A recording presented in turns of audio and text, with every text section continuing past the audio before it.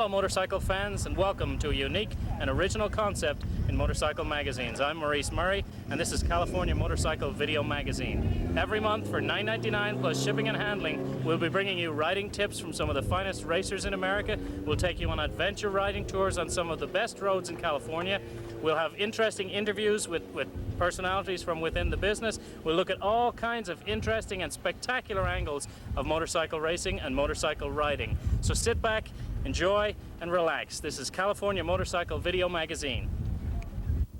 And this edition is coming to you from the California Cycle Jam in the Mojave Desert at the fastest road in the West, Willow Springs. That's Andy Milton on that red 600 F2 Honda going around an 1100, but Andy's day ended up in the dirt. Don't worry, Andy got up soon after that.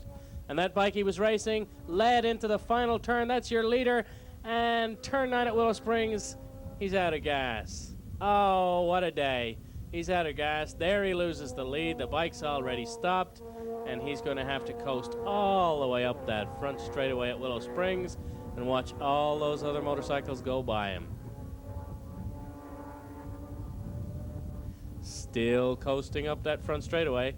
That's what happens when you don't put enough gas in your motorcycle when you go racing. You got to get off, and you got to push. For you subscribers in the market for a new motorcycle, or for those who just want to know what's hot in the industry, every month we'll test a new model. We'll let you know its weaknesses and its strengths. This month, road racer Chuck Graves and our producer Paul Winters had the joy of taking out a CBR 900 RR to test. Let's see what they found out. Oh, what an awesome bike. The moment we drove this bike away from the Honda offices, we knew this is by far the best open leader sport bike available. The bike weighs in at only 3 pounds heavier than the 600 F2, and the Double R boasts an even shorter wheelbase at 55.3 inches. So what you have is an open leader bike in the frame of a middleweight. As an in-town commuter, we found the bike to be comfortable, even with its racer-ready seating position. The position is aptly chosen, though, and this bike, while it carves up urban intersections and freeways with ease, it always seems to be beckoning for the twisty roads. Roads where the 900 RR is the fastest bike from corner to corner. It inspires confidence immediately, and all of our testers were seen to have a wide-eyed grin after their first ride on the RR. It turns effortlessly, and mid-turn steering changes are no problem. The brakes, they're superior, and they give excellent feedback to the rider. For our money, this is the best open-class sport bike we could find. Okay, we're here testing the 900 RR Honda here at Willow Springs International Raceway, the fastest road in the West, right, Chuck? And Chuck Graves, the master of Willow Springs Raceway, is here to help us. What do you think of the bike, Chuck? You've had it for a couple laps. Yeah, you know, it's a real good handling bike. It seems real nimble. Turns quick.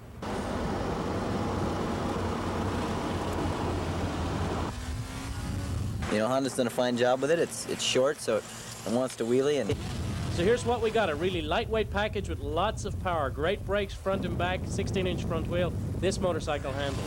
On the street, the only problems we could find were the seat was a little bit slippery and there's a buzz through the handlebars. That's not a lot of problems. However, on the racetrack, we did find some areas that needed work, particularly the suspension. And in future issues, we're going to be working to solve these little problems. The braking works real well because the bike's really, really light.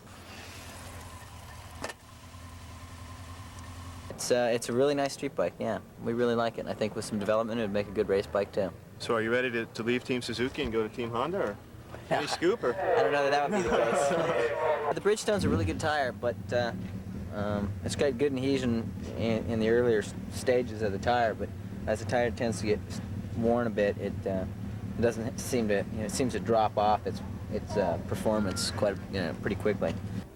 Now, folks, before you rush out and take the tires off the Double R, this is Chuck Graves on his own bike, and our opinion is he pushes tires a little further than mere mortals. My advice to you folks, sell your house, sell your car, go out and buy a CBR 900 RR from your local Honda dealer. We're going to keep this bike and develop it and tweak it and massage it into a race bike and force our producer, Paul Winters, to race this thing. If we can ever get him to pull into the pits and get off of it so we can tweak it.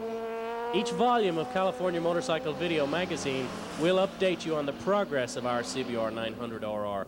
Our next step is to take this bike down to Two Brothers Racing, who've built race bikes for Freddie Spencer and lots of other accomplished racers. They're going to work on the suspension, give us a rear shock, give us a pipe, and make this thing into a race bike.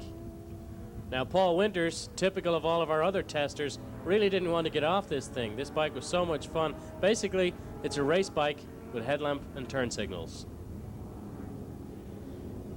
Well, I know one thing about this bike, and that is I'm not giving it back.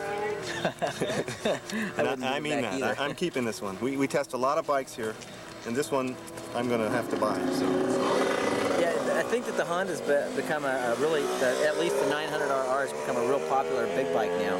You know, the Suzuki GSX-R 1100 has just dominated, you know, big bikes for a long, probably since 1986. It's just been a great motorcycle, and I mean, there's probably more of those than any other big bike on, you know, on the racetrack and on the street bike, you know, times and times over. And the Honda's really has done a fine job with this motorcycle, and we've seen a growing trend of big bike riders switching over to the Honda, which is good for Honda, and it's good for the market. So I think you'll see a lot of neat aftermarket parts for this motorcycle also, because there'll be a growing demand for that.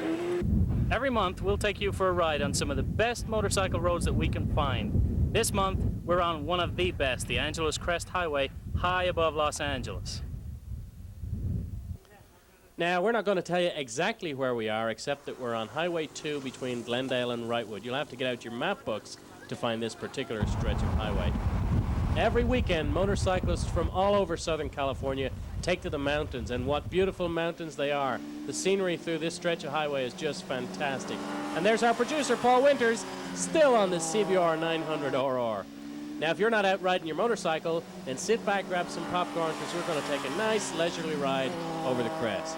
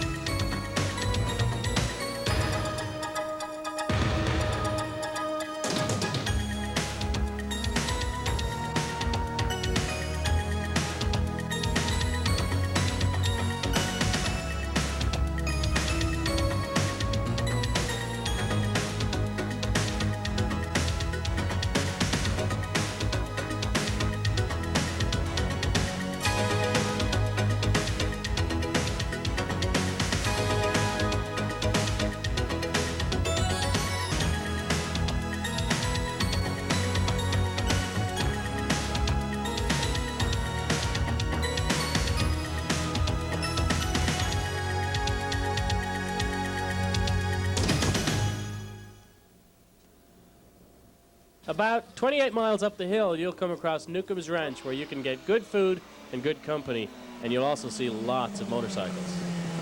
In future editions, we're going to be taking lots of detours off of the crest. We'll go to Wrightwood, we'll ride some of the other roads in the mountains, like Upper Big Tahunga Road, this one you see right here. And once again, the scenery is picturesque and stunning. Now, the crest is open almost year-round. In the winter, it's partially closed, but for most of the season, you can ride rain or shine up on the crest. And the great thing about riding up the crest is you get to ride all the way back down again, and it's just as much fun on the way back down.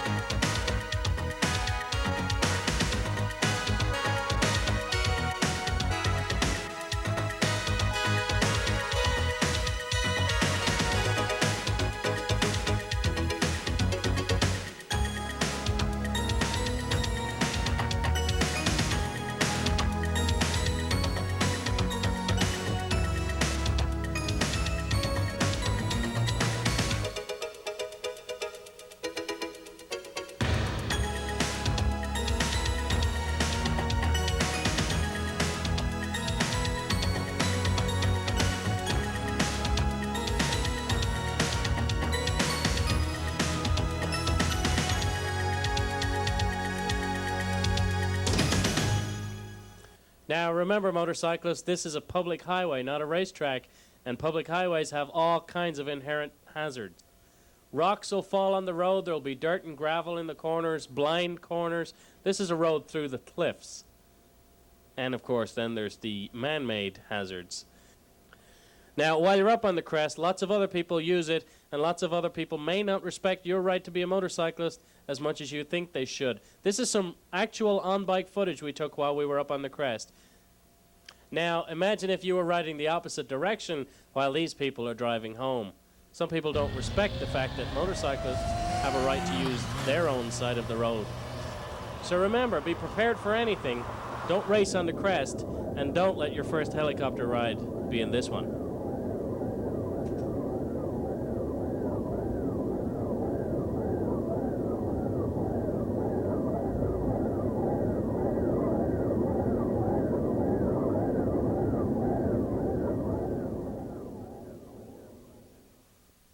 As always, every month, Rich Oliver, one of America's top road racers, brings you a technical tip. This week, we're wrapping up after Rich has just won the Formula 2 race at the Wira National at Willow Springs. Rich is going to talk to us a little bit about drafting.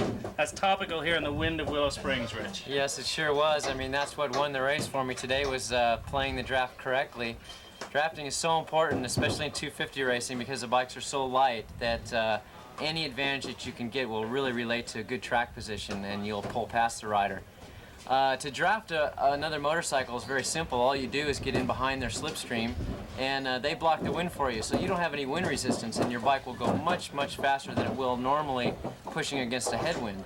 To draft someone properly, though, is quite takes a little bit of finesse and a little bit of practice. Usually what the situation will be is two bikes will be of similar speed down the front straightaway, but one will be able to pass the other due to the draft. And what you want to do is just wait behind them in the corner leading onto that straightaway and gas it up real hard. You get within probably 6 to 8 inches off their back tire and pull out of the draft and slingshot pass, which is what they call a slingshot pass. But then again, the rider you just did that to could also do that to you if you don't do it in the right position on the racetrack. If you do it too soon, he'll just go right back past you into the next turn. So you really want to plan to do it at just the right moment. Sometimes you'll back off the throttle and let him stay in front of you until you're ready to pass. Depends on the type of track, the straightaway, how long. At Daytona, we might draft back and forth from each other 3 or 4 times, 2 riders, and that will help pull them away from the rest of the pack as well. Now, Rich, in modern day racing where all the riders and all the machines are so competitive, how much a part of modern success is drafting? It's night and day. It's everything. If you don't know how to do it properly, you're just going to go backwards. You're going to be the draftee instead of the drafter, or vice versa. You're going to be the one that they use to pull themselves forward. So you want to make sure that you are the one that are close behind the other riders and using them to your advantage, not the other way around.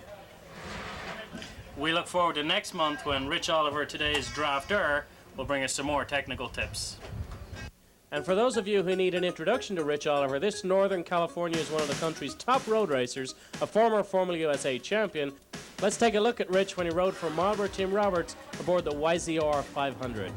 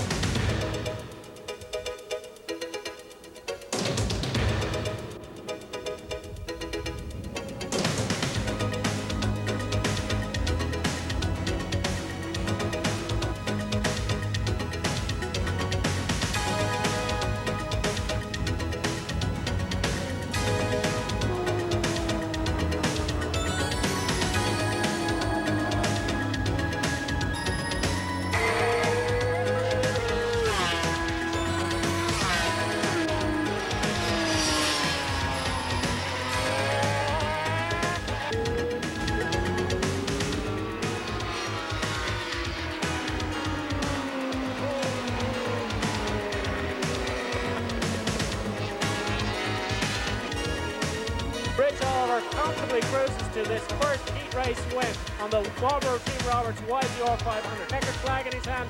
Rich Oliver is on his last lap. Rich Oliver taking this motorcycle to another 1-2 finish. But it's terrific.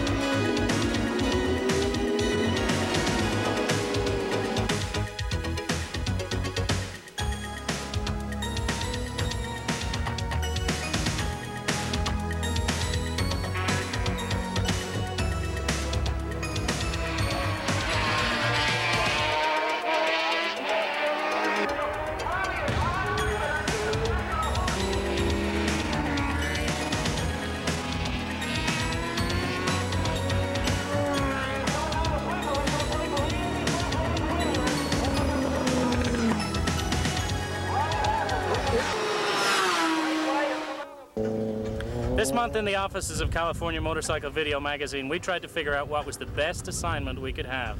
Producer Paul Winters caught that assignment. We sent him out on a photo shoot with famous photographer Jim Giannatzis, famous for his Mikuni fast date calendars. Paul?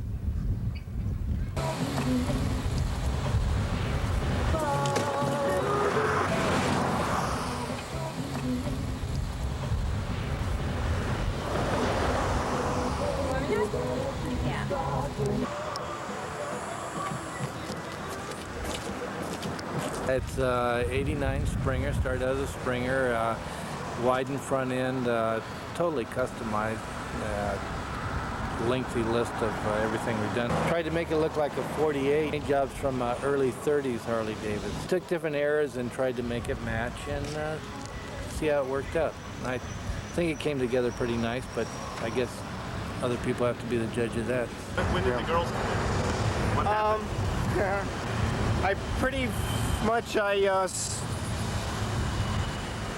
started off using models about 20 years ago. That's when I was at the Cycle News. Are you tired of your job? You ever get tired of your job? No, it's exciting. The best part of it, it isn't the pretty girls and all, Yeah, sure. much as it is going out on location. Yeah. Today's model is Lisa Boyle. She's a professional model in LA, and I first worked with her about months ago on the Makuni Muster motocross, and all of her photos came out fantastic, and because of that, I've hired her on this shoot for Super Cycle magazine. You know, everybody wants your job. I know. No. Whoa! The Hasselblad. Yeah.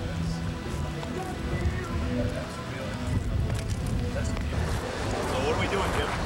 Well, we're gonna take some pictures, I think. So when you do these, who hires the girl? You hire the girl? Yes, And then you find your bike and then a location and then you show up. Yeah.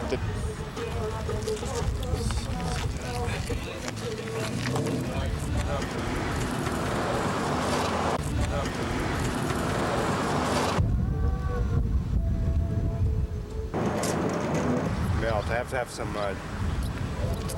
donuts here. I have the munchies, you know, and I can't. Let's work if I'm. Are we rolling? Yeah.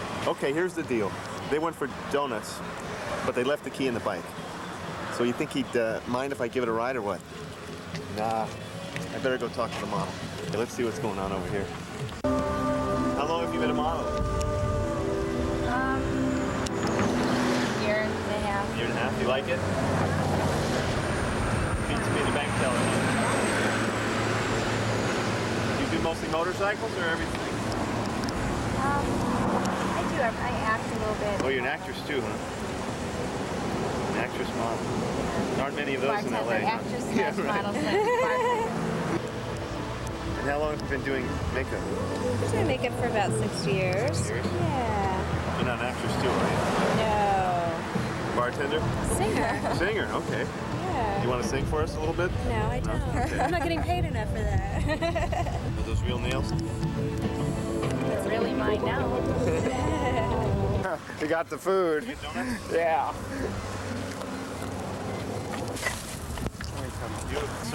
You also do the craft services. Catering, yeah. Catering. That's the important part of the shoot. The most important part. Have you narrowed it down? Every shoot you get donuts and... Is that like a traditional thing? No, not quite. But I always try and take everyone out to dinner after Oh, dinner. the shoot is over. Oh, great. Where are we What going? are we gonna have here? Big gut.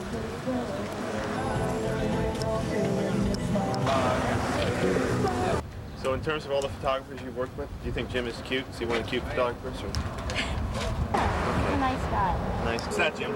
It's some kind of a skirt. Skirt? Probably. Yeah, looks It's pretty a hat. It's a hat. intriguing. Try it on. Looks pretty intriguing. No, I'm not gonna. Do you? Whoop. Do you have a girlfriend? You married? No, I'm not. Do your girlfriends ever get jealous? That, No, because I don't have any girlfriends either. you don't have any girlfriends? He's lying. It's lying. I got zillions of them. So they don't get jealous that this is what you do for a living here. Well, you have to. So come on, be straight now. You have to keep it pretty low profile. How do you keep this low profile? I mean, you can't come this home and this, hey, honey, I had a great shoot today with this model, you know, that was like totally wow, you know. You should get your card.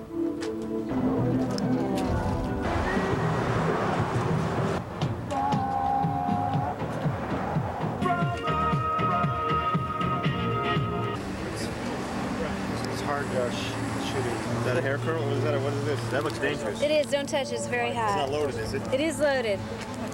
It's pointing it. It likes you, baby. You are a struggling artist, though, aren't you? I am a struggling artist. Do you use your real name when you perform?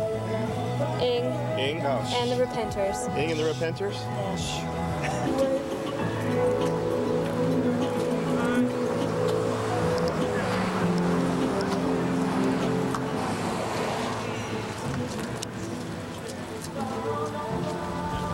I have a little powder we have to punch up our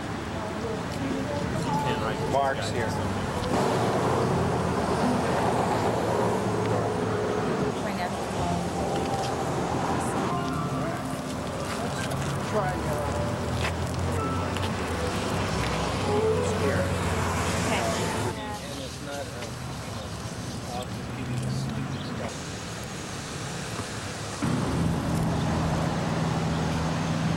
One, two, three.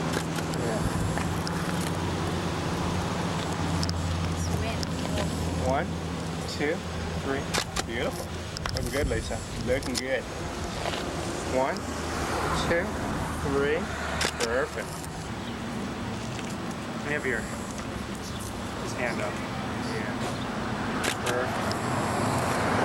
One, two, three.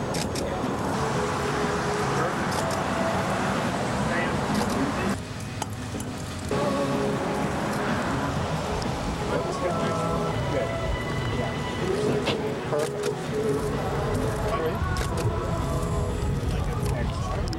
Okay. Good. One, two, three. Nice, Lisa. Guys, I have to tell you, that was a great shoot, and everything's going to come out perfect, I can tell. One of the powerhouses of American superbike, endurance, and Formula USA racing is Team Valvoline Suzuki. The team's owner, John Ulrich, will be with us every month to share some thoughts on a topic to do with US road racing. This month, John has a thought for us. Well, I've had a pretty good life in racing. I've had a lot of fun. Most of my friends are racers. Most of the people that I care about, I met racing. And so when my son Chris wanted to go racing, I agreed to help him. So he's been racing YSR 50s out at local tracks, and he recently learned that he wasn't quite as expert at doing plug chops as maybe he thought, and he ended up crashing, and we ended up in the emergency room. Now the interesting thing about this is that Chris broke his arm right below the shoulder ball. He broke his humerus. We went to the emergency room, and in the emergency room there was a 13-year-old girl who had the identical injury from riding a skateboard. She did not get subjected to the motorcycles are evil, you shouldn't have anything to do with them lecture, but we did. So I started looking around the emergency room, and I found that some of the occupants were a guy who broke his ankle falling into a spa, and nobody gave him the don't go near spas, they're so dangerous lecture, okay? There was a kid who fell out of a pickup truck in Mexico and had broken his back and was a paraplegic, and no one was telling him to stay the heck out of the back of pickup trucks. So it was a very trying experience, of course. I mean, there's nothing really like seeing your kid laying in the straightaway at a race, whether he's racing YSR 50s or GSXR 1100s or whatever. And it's even more traumatic when you take him to the emergency room and you have to hear all this crap about motorcycles are dangerous, et cetera, et cetera, et cetera.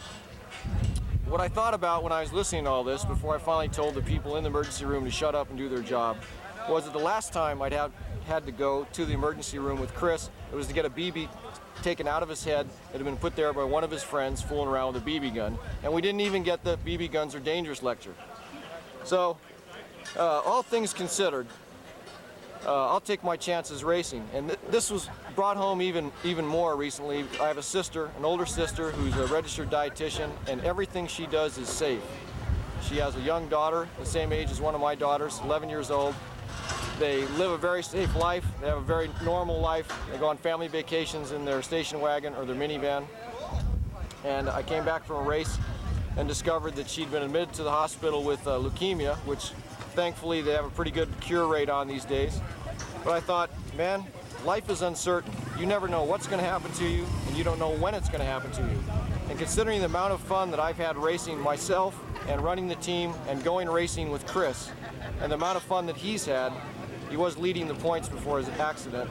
You know, I've decided that we're going to go racing, we're going to continue to ride motorcycles, and we're going to have the best time we can, no matter what anybody says. So go out there, have fun, carpe diem, live for the day, seize the day. Let's get the acid test. Chris, are motorcycles evil? No, not at all. Chris, do you have a newfound respect for motorcycles? Yeah, and for crashing, yeah, I've crashed 17 times, all low sides. This is my first high side. Chris, will you ride motorcycles ever again? Yes. All right! We visited Team Suzuki's Advanced Rider School.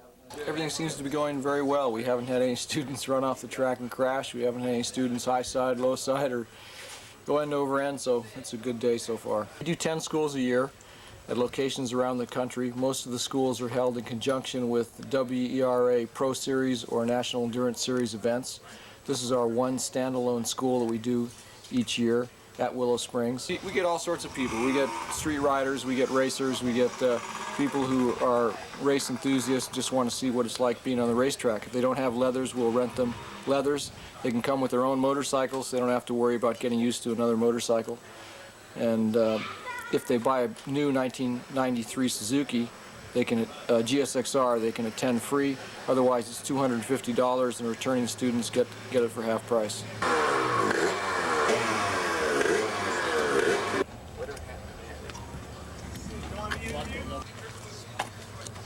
The chief riding instructor is David Aldana, who's a racing legend. I mean, there are countless stories about David and the different things he's raced. He's raced dirt track, he's raced all sorts of road racers, he's jumped cars, he's been on a factory motocross team. The guy's done everything. Hi. It's nice to meet you. You're a legend. In your mind? No, in a lot of people's mind. It's nice to see you out here. I used to think I was a legend in my own mind, but now that I'm older, I guess they tell me that I am really. I guess I've outlived enough of them to where I now qualify as a legend. What sticks in most people's minds are a set of Bones leathers I had made up by Bates Leather Company years ago, and people remember me for that and more than my racing accomplishments, which sort of takes away from all my years of racing, but I guess whatever it takes to become a legend, along with the wins and the crazy things I did as far as having a leather suit goes, I guess is all part of my racing career that I've been lucky to have over the last 20 years. Well, I was going to ask you about the leathers. We remember them because of who was in them, not that they were cool. A lot of guys have cool leathers now. Come on. You did good stuff in them. So. Well, it put pressure on me because I knew that with that set of leathers on, the people were going to be pointing down in the infield and going, look at that guy.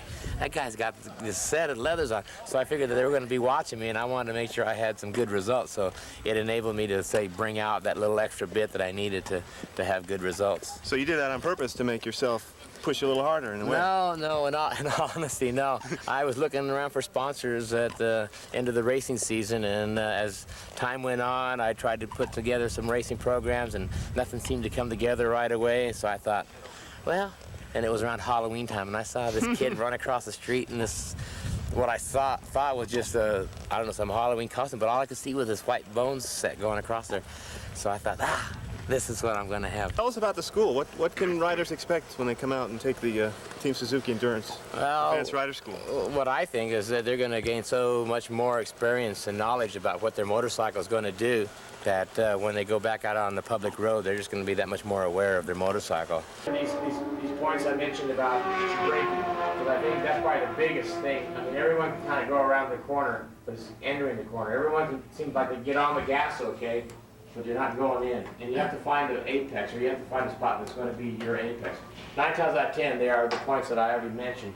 But some people going a little different speed will have a little different entrance into the corner. But basically speaking, once you make that apex, or the commitment, that's where you want to start rolling the gas on it and be very, very smooth about it. You don't be going off and on, or don't be grabbing the big hand.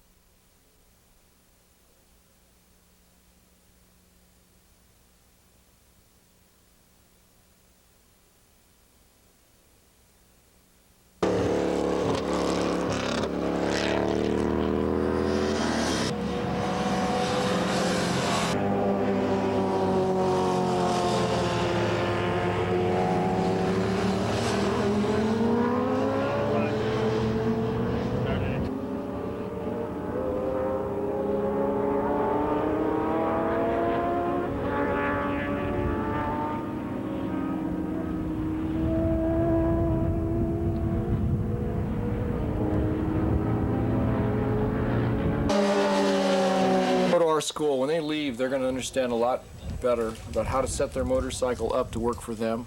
And they're also going to understand a lot more about how to control their motorcycle, how to make their motorcycle do what they want it to do. Really nice. And so I like the fact that there's a woman instructor also. Yeah, she goes pretty fast too. She was quick. Yeah, she was behind me for a blink of an eye.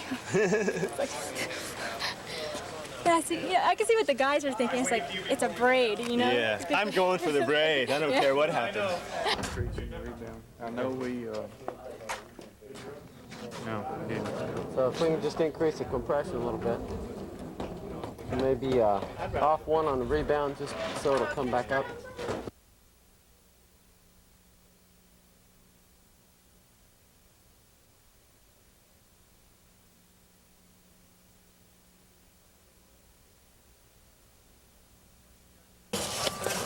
All right, so you guys are here taking the school today?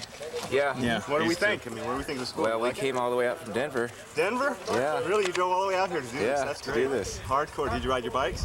No, we trailered them in a white trailer there. All right. So we come out to do some riding out here too, up Angeles Crest. And, So what do you think?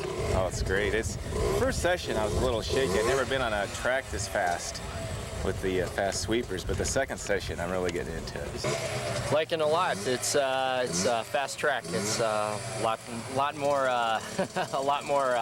scarier than any other track I've ever been on. But would you recommend it for other riders though? Taking this school? Oh yeah. It would be a good place to learn to push your bike to its limits. Well, push you to your limits and see what the bike can do. Right.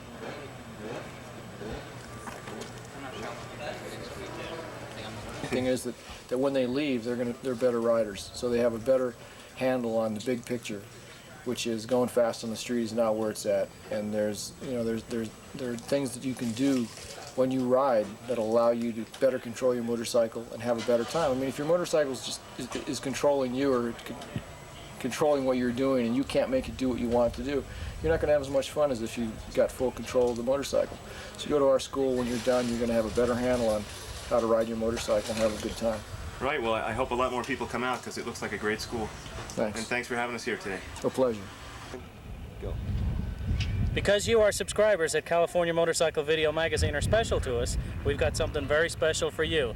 In just a few moments, I'm going to show you just a clip of about a 45-minute video we have of previously unreleased footage of all the greats: Lawson, Roberts, Rainey, Wes Cooley, Mike Baldwin, all the greats. There isn't any you can name that aren't on this tape. Racing at places like this very piece of asphalt here at Willow Springs, at the old Ontario racetrack, at Laguna Seca, Sears Point, racetracks all over the world. This is a fabulous, fabulous, previously unreleased video. At the end of the show, you'll find out how to order it, but for the moment, sit back and enjoy this. This is special. Now, so we could bring you a brief glimpse of this great video, we stole this footage off the editor's desk. Your copy's available right now, and it won't have those cheesy numbers in the corner.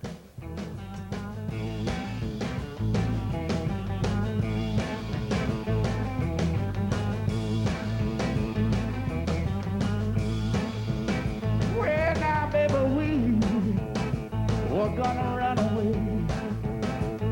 If life and hard times got in the way, what do you do? How do you get by? Do you quit? Just lay down and die. We gotta know what's in our heart. We'll keep us strong, baby, not tear us apart.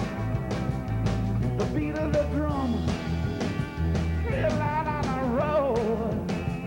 Baby, that's my life. Blues from my soul.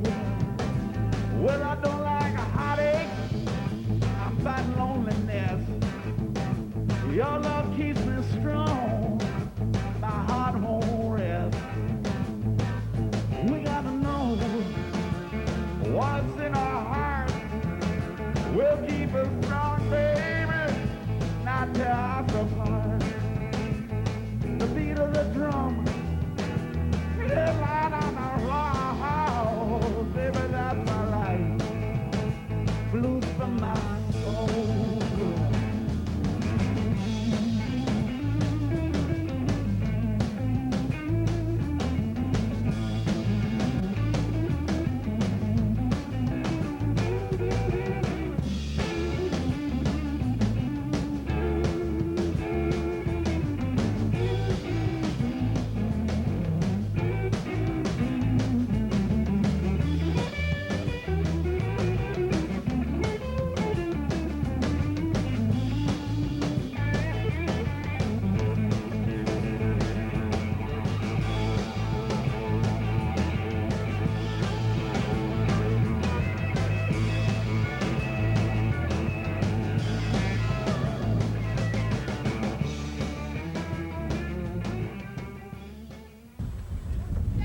This first edition of California Motorcycle Video Magazine has been brought to you from the fastest road in the West, Willow Springs Raceway near Rosamond in the Mojave Desert. The man who owns Willow Springs and also the man who started Formula USA in the beginning is Bill Hughes. Bill, tell us how Formula USA came about. Well, Formula USA came about because I couldn't afford to put on an AMA race, and so I figured, well, I could start my own series that would be unlimited motorcycles. They could do anything they wanted with them, and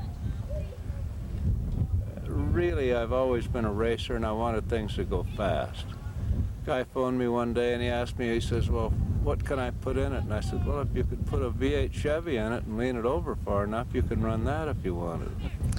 Now, Bill, long before Formula USA came about, Willow Springs was here since 1953, I believe. Tell us how the racetrack was built up. I originally leased it for maybe 6 months, and then I figured, well, I can't spend any money on somebody else's property, so I made them a proposition to buy it. And I bought it for $115,000 for 230 acres, and that was the beginning of it. When was that? That was in 1962. So then, I had a speed shop in Lancaster, and I had a pretty good hustling background, let's put it that way. So anyway, I started out, and first thing I figured it had to have some asphalt on it. So I went down and contacted different pavers. They came to me, and they made different bids on it, and finally Marion Wright came along from Asphalt Construction, and he said, well, it's going to be, Jesus, how much was it? $19,000 to pave it. Well, I had about $19 in my pocket, so I said, go ahead and do it, and he did it, and he paved it, and after that he said, well, $19,000, and I said, no, well, we got to make some arrangements to pay it off. The hustling comes to the fore again. So I said, well, man, I'll give you $2,000 a month. So I went to the SCCA, I got $2,000. That took care of the first month, and the second month, no more. So he said, well, what can you pay? And I said, I don't know. And he says, can you pay $200 a month? I said, yeah, I can pay $200 a month.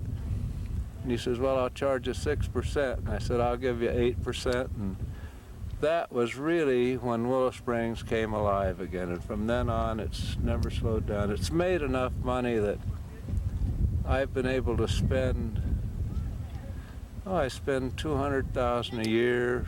This year I've spent $500,000 on it. I just keep building it and making it better. Now, Bill, through the many years and many improvements that Willow Springs has seen, you've had some pretty famous names run around here. Tell us among them who have been special to you. You know, they asked me one day about the cars.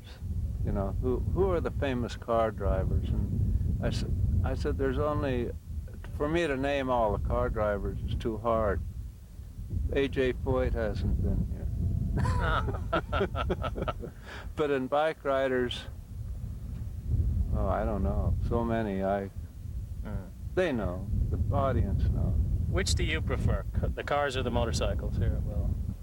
I like them both. I like the bikes because the bikes are really more action. Well, I couldn't say more action, but when you get 3 or 4 guys going down into one turn, that's pretty nice. I mean, that's a lot of action. And they'll pass 3 or 4 times, where the cars will, 2 side by side is about it. That's exciting. But when a bike falls and the rider rolls, it isn't like a 175 or 80 mile an hour car end over end. I mean, it's pretty spectacular. But then that's what the people like, but I like the speed. I want them to go as fast as they can, and I really don't believe that by slowing them down makes it any safer. When you slow them down, well, hell, anybody can ride around the thing then, and they can stay in one big wad, and just when one falls, they all fall. So Now down in Los Angeles, in the Los Angeles area, the racing community, the one constant, the one standard that they all measure themselves by is their lap time around Willow Springs. And I'll bet nobody knows this place better than Bill Huth. What's the fastest Bill Huth has been around Willow Springs? I used to do it in the water truck in about a minute and 70 seconds. I've been off of it a few times. And if they catch me at the right time, I used to sit out here, I'd drive this thing maybe 100 miles in the night. I'd come out here and just ride around it. It was mine. I could do what I wanted to do with it. Sure. So all you racers run around on $15,000 motorcycles, he can do it in 170 in a water truck, so watch out. I go out on the streets right now. That's a smaller track that's out on the outside. I blow it off once in a while. I go sailing out through the sagebrush and the greasewood. It's kind of fun. Well, all you race fans down in LA who say you're starved for a racetrack, we got one right here with a very friendly atmosphere, as you can see. This is Bill Huth. Thanks, Bill, for joining us. Thank you very much. It's been a pleasure. So now you've seen the first edition of California Motorcycle Video Magazine. What do you think? We think it's kind of cool. Next month, we're going to ride to the Rock Store. We're going to test the new BMW 1100 RS. Oh, and if anyone sees Eddie Lawson, tell him we're looking for him. We'd like to talk to him. We hope you're going to subscribe to our magazine by the year, if possible. It's going to be a better deal for you. And coming up very soon, you'll find out how you can do that. And tell your friends to subscribe too, because the bigger we get, the easier we'll be able to find Eddie Lawson. So sign up and have fun.